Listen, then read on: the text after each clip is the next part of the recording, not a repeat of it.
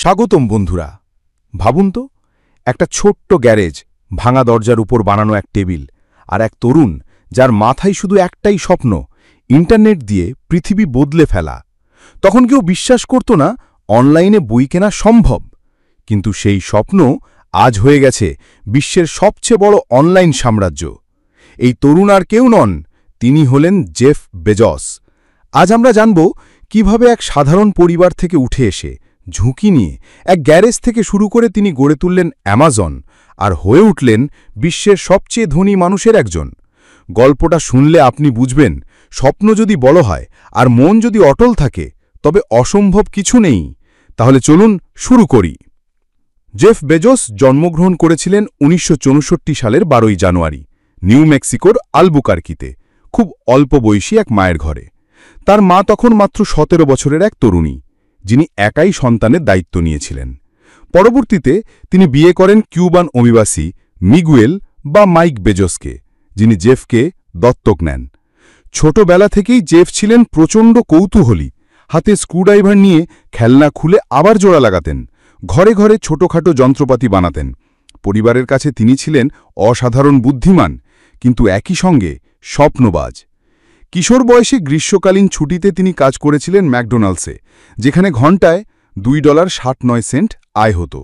সেই অভিজ্ঞতা তাকে শিখিয়েছে গ্রাহকের গুরুত্ব, চাপের মধ্যে দ্রুত কাজ করার দক্ষতা, আর একটি ছোট কাজও ব্যবসা সফল করতে কত জরুরি, এই শিক্ষা তার মনে গেঁথে গিয়েছিল।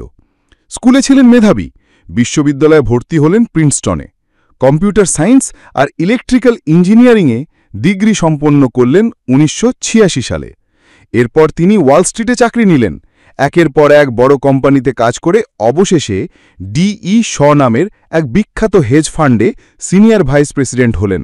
বয়স তখন মাত্র ৩০-এর কোঠায়। কিন্তু মনের মধ্যে এক তাড়না ছিল। তিনি বুঝেছিলেন ইন্টারনেটের জগৎ অতি দ্রুত এগোচ্ছে, আর তিনি যদি এখন ঝুঁকি না নেন, পরে সারা জীবন আফসোস হবে। তাই তিনি নিজের জীবনের জন্য একটি ফ্রেমওয়ার্ক বানালেন, যাকে তিনি বলতেন রিগ্রেট মিনিমাইজেশন ফ্রেমওয়ার্ক। অর্থাৎ বার্ধক্যে পৌঁছে যাতে আফসোস না হয়, সেজন্য এখনই চেষ্টা করতে হবে। ১৯৯৪ সালে তিনি চাকরি ছেড়ে দিলেন। স্ত্রী ম্যাকেঞ্জি স্কটকে নিয়ে নিউ ইয়র্ক থেকে সিয়াটেলে চলে এলেন। একটি গ্যারেজ ভাড়া করলেন, সেখানেই শুরু হলো তার কোম্পানির গল্প। প্রথমে নাম দিয়েছিলেন কাডাব্রা, কিন্তু সোনার ভুলভ্রান্তি এড়াতে দ্রুত নাম পরিবর্তন করে রাখলেন অ্যামাজন, পৃথিবীর সবচেয়ে বড় নদীর নাম, যাতে বোঝানো যায় ব্যবসাটিও একদিন সবচেয়ে বড় হবে। সেই গ্যারেজে ছিল একটি সাধারণ ডেস্ক, যা আসলে দরজাকে টেবিলের মতো সাজিয়ে বানানো হয়েছিল। এই দরজা টেবিল পরবর্তীতে অ্যামাজনের এক ধরনের প্রতীক হয়ে ওঠে। ১৯৯৫ সালে অ্যামাজন.কম চালু হল শুধুমাত্র অনলাইনে বই বিক্রির প্ল্যাটফর্ম হিসেবে। প্রথম মাসেই বিক্রি হল যুক্তরাষ্ট্রের সব অঙ্গরাজ্যে এবং ৪৫টি দেশের গ্রাহকের কাছে। এত দ্রুত ছড়িয়ে পড়া একেবারেই অপ্রত্যাশিত ছিল। বাবা মায়ও তখনও ঠিকমতো ইন্টারনেট বোঝেননি, কিন্তু তারা নিজেদের সঞ্চয় থেকে প্রায় $২.৫ লাখ বিনিয়োগ করলেন ছেলের স্বপ্নে। জেফ নিজেই বলেছিলেন ৭০% সম্ভাবনা আছে যে এই ব্যবসা টিকবে না, তবুও তিনি হাল ছাড়েননি। খুব দ্রুত অ্যামাজন বই ছাড়াও সিডি, ডিভিডি, পরে নানা ধরনের পণ্য বিক্রি শুরু করল। ১৯৯৭ সালে কোম্পানি শেয়ার বাজারে তালিকাভুক্ত হল। প্রথম পাবলিক অফারিং থেকে কয়েক কোটি ডলার তুলল, কিন্তু কয়েক বছরের মধ্যে .কম বাজার ভেঙে পড়ল। শত শত অনলাইন কোম্পানি বন্ধ হয়ে গেল। অ্যামাজনও সংকটে পড়ে, কিন্তু জেফ বেজস ধৈর্য ধরলেন, ব্যবসার মডেলটি নতুনভাবে সাজালেন। ২০০২ সালে চালু করলেন অ্যামাজন ওয়েব সার্ভিসেস বা AWS, যা আজকের দিনে পৃথিবীর সবচেয়ে বড় ক্লাউড কম্পিউটিং সেবা। এই এক সিদ্ধান্ত অ্যামাজনকে দেউলিয়া হওয়া থেকে বাঁচালো এবং ভবিষ্যতের দানবীয় সাফল্যের ভিত গড়ে দিল। পরবর্তী সময় অ্যামাজন শুধু ই-কমার্সেই সীমাবদ্ধ থাকেনি, তারা কিন্ডল চালু করল, যা মানুষের বই পড়ার অভ্যাস পাল্টে দিল। প্রাইম চালু হলো, যাতে দ্রুত ডেলিভারি আর ভিডিও স্ট্রিমিং যুক্ত হলো। অ্যালেক্সা এবং একো দিয়ে প্রবেশ করল কৃত্রিম বুদ্ধিমত্তার জগতে।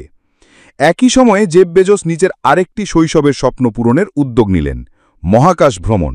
২০০০ সালে প্রতিষ্ঠা করলেন ব্লু অরিজিন, যেখানে লক্ষ্য ছিল পুনর্ব্যবহারযোগ্য রকেট তৈরি করে মহাকাশ ভ্রমণকে সহজ করা।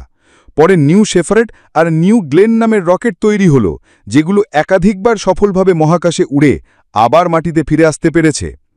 2013 সালে তিনি কিনে নিলেন ঐতিহ্যবাহী সংবাদপত্র দ্য ওয়াশিংটন পোস্ট, যাকে ডিজিটাল যুগে নতুন করে দাঁড় করালেন। 2017 সালে তিনি বিশ্বের সবচেয়ে ধনী মানুষ হলেন আর কয়েক বছর ধরে সেই অবস্থান ধরে রাখলেন। 2021 সালে তিনি অ্যামাজনের সিইও পদ থেকে সরে যান, দায়িত্ব দেন অ্যান্ডি জাসিকে, আর নিজে হয়ে যান এক্সিকিউটিভ চেয়ারম্যান। এখন তিনি বেশি মনোযোগ দিচ্ছেন blue origin, the Washington post এবং নিজের দাতব্য কাজের দিকে।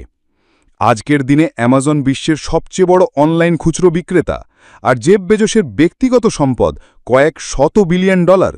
কিন্তু এই সাফল্যের পেছনে রয়েছে সেই ছোট্ট গ্যারেজের গল্প, এক তরুণের দুঃসাহসিক স্বপ্ন, পরিবারের সমর্থন এবং ঝুঁকি নেওয়ার সাহস।